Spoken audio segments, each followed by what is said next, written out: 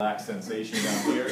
They can't feel a thing on this side of the finger, but on this side of the finger they have normal sensation. So it's kind of interesting to see that. You don't want to see that in yourself, of course. And so for that nerve there, you can stimulate that nerve by just kind of tapping on it a little bit. And that's called a Tinel's maneuver. Anytime you tap anywhere around a nerve to try to get it to stimulate, that's called a Tinel's maneuver. Tap. We can do that in multiple. That's T-I-N-E-L apostrophe S. So that's a Tinel's sign. And that you can tap any nerve. You can tap anywhere on part of the body where there's a nerve that's superficial or close enough to the skin for you to be able to appreciate, for you to be able to get that percussion down there and make it work. We also do that in the median nerve, and we'll get that in a second. The radial nerve supplies sensation over the back of the hand. Very simply, if you want to just quickly test for the three nerves, your ulnar nerve, you can just scrape along the side of the small finger. That's real quick and easy. Flip over the hand. Right on the top part of the hand is the radial nerve. And then the median nerve is going to bring sensation across the front part of the hand, usually this half of the hand, all the thumb, the index finger, and the long finger right in the front. You just want to be careful. The radial nerve actually brings the sensation to the tips of your fingers over here. So you want to stay close to the palm so that you don't get it. Some people will have, I don't feel it in my tips, but my hand feels okay, and then they might be a little insensate on the back part of their hand. That's the radial nerve having a problem there, as opposed to feeling all their fingers. Okay, and then the median nerve is something else you can test in its nails. That's the carpal tunnel nerve. And so you may have some athletes who develop, or even some coaches who come to you and say, no, I got some tingling in my hands. And that may be carpal tunnel. Carpal tunnel is right here in the front part of your hand. If you were to oppose slightly and adduct your thumb a little bit, right in that groove at the base of where the muscles are, that you can stick your finger in, is a good way to find the carpal tunnel. That's how we find it for surgery, when we have to release it if it's really compressed badly. And so right in there, you can tap there as well on people, and that's also a Tinel's maneuver for the median nerve. For the radial nerve, you can't really Tinel the radial nerve. You can Tinel a branch of the radial nerve called the superficial branch, and that brings sensation to this area right over the back part of your thumb.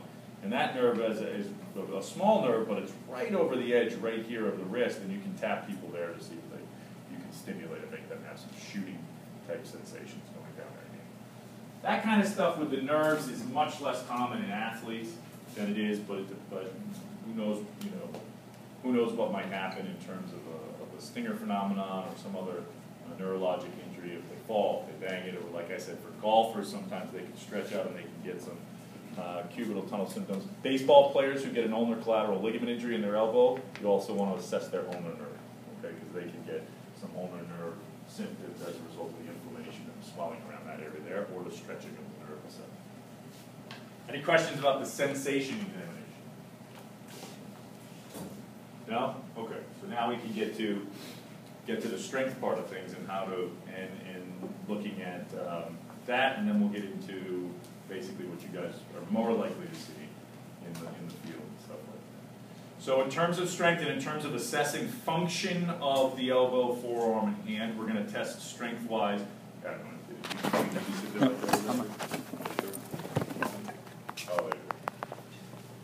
So strength-wise, in terms of the elbow, it's very simple. We're going to do all the movements that we talked about before. Flexion and extension, flexion coming through the biceps and the brachioradialis, and so you just have them hold their palms up like that, and then just say resist, and we push down, good symmetrical strength there. Bring the arms out to the side like this, and now we're going to test the triceps, the extension of the elbow, just resist there like that. Very simple. That's flexion and extension. Not much to it there. You can relax there. For pronosupination coming from the biceps, which is your number one supinator. Okay, the biceps muscle is not the number one flexor of the forearm. That's your brachialis, coracobrachialis, and your brachioradialis. Those are the muscles that flex the arm, flex at the elbow, much more strongly than the biceps. So people, mostly this is in older individuals, but sometimes it can happen in the case of professional athletes who might have been dibbling and dabbling in a little anabolic action in their days. They can get a rupture of their distal biceps tendon, and they'll be able to be quite strong in flexion. That's not a problem. You've got to check that supination. And the way you check supination is you have them elbow at the side, thumb up in the air just like before. You want to grab their forearm, not their hand. You want to grab their forearm, and then you want to have them spin palm up. Spin palm up, and you want to resist back the other way. Let me use the weights. And then you want them to, for pronation, pronation comes through the pronator quadratus and the pronator teres and pronator quadratus, which are two muscles that attach between the two bones of the forearm, the radius and the ulnar bone, in the forearm. And those guys work to turn the palm down. So now palm down, please. And they turn palm down. And it's not tremendously strong to do that. And so, but you'll notice if it's weak, they will fail or they will tell you that it hurts. Or it's very noticeable when they have weakness in that phenomenon there. Okay? So that's elbow motion, elbow and forearm motion, quite simple there. Now we're going to go to wrist activity. Again, we have 4 directions of the wrist. So we put the arm straight up in the air with the wrist cocked back, and then we just say resist, quite simply, very good. We'll bring the wrist all the way down, you all right? Wrist, very good. Hand goes out like that. We'll have them deviate slightly that way. That's good, and hold right there. And then we deviate that way, and we say hold right there. Very good. So that's our 4 wrist range of motion. Very simple how we do that. Fingers, down to the fingers. So I'll start with the thumb up. Very easy, don't let me go across, good. You want to test opposition, and so we bring the fingers together, and then you take your fingers, put them between, and try to spread them. A little bit of spreading happens is okay. Then have them make an OK sign. On the OK sign, we try to spread apart there. And on the OK sign, you want it to pay very close attention. And we'll talk about this in a second. The nerve that brings the function of flexion to the fingers is twofold. All the fingers flex courtesy of the median nerve. There's one branch of the median nerve that works to flex just this guy here. And that's a nerve that's deep inside the forearm called the anterior interosseous nerve, I-N-T-E-R-O-S-S-E-O-U-S. You got that down. And so the anterior interosseous nerve is a nerve that in golfers and in racket sports individuals can get a little irritated as a result of some swelling or some injury to the deep tissues in the forearm. And so you may notice some weakness, and you ask them to do an OK sign, they'll come down like this. They'll be more of a pinch. They will not be able to selectively make an OK sign. So an OK sign is actually a very minor maneuver, but it's a very important test for people who have kind of vague, these individuals will report this vague, deep-seated pain in the forearm, and maybe some tingling somewhere, but when you look at them and they go like this and they can't make that OK sign, you pretty much have your diagnosis right there. Okay, so that's an important subtle finding on your examination to pay attention to.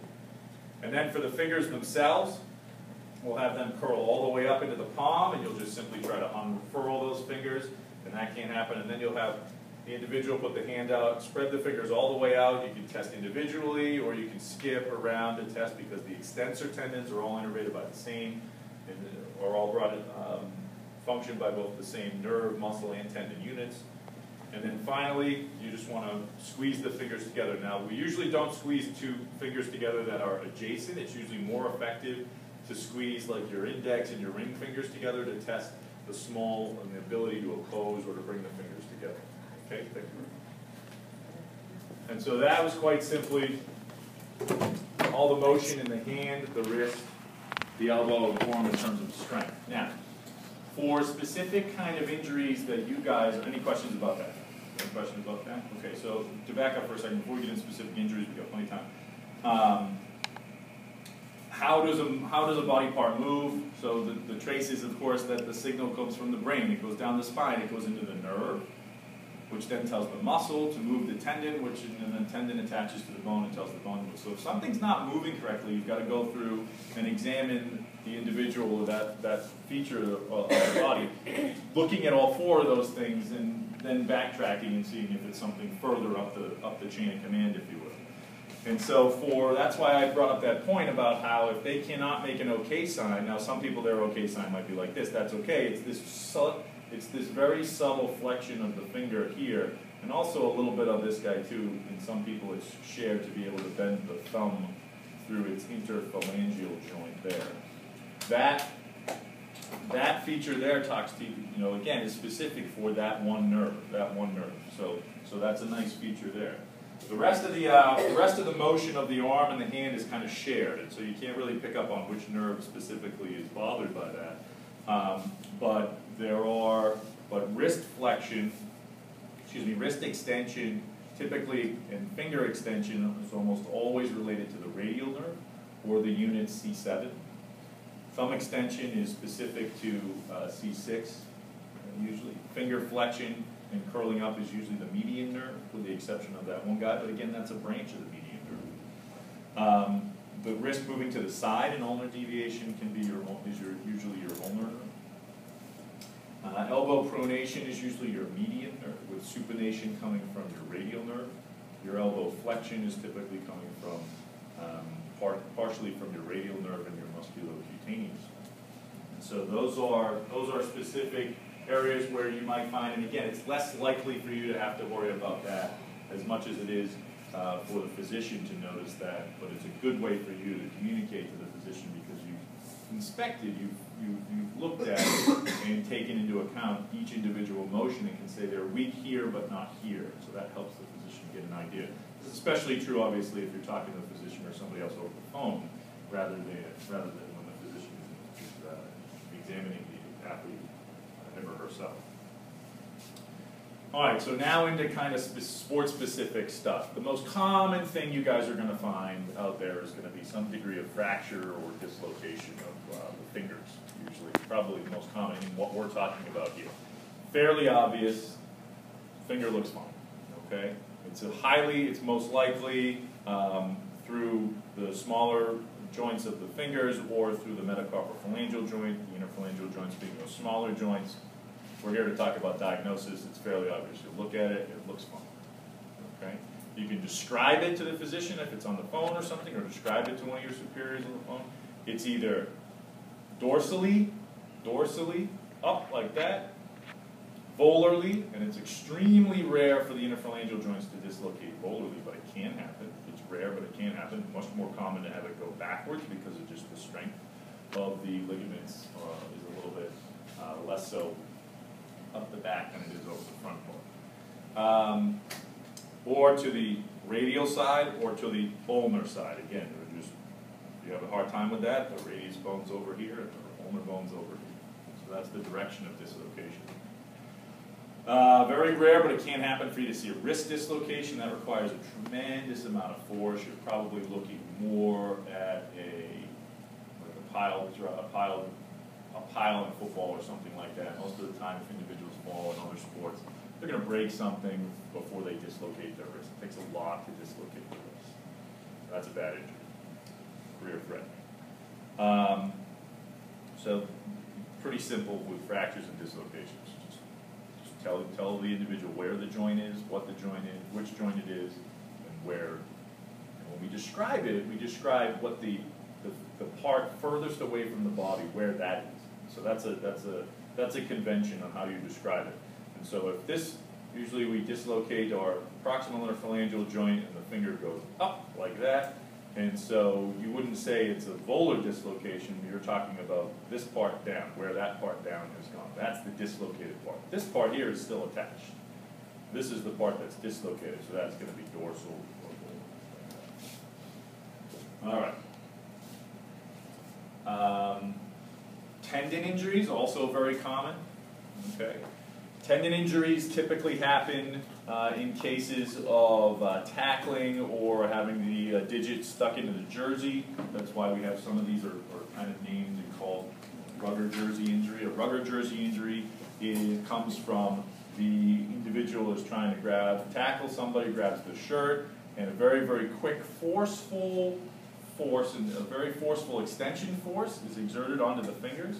And what results there is because the flexor tendons were trying to pull down and then were suddenly pulled back the other way, there's a flexor tendon rupture. And what will happen is that the posture of the hand will be normal posture for, let's say, these 3 digits, and then this guy here will kind of be out straight.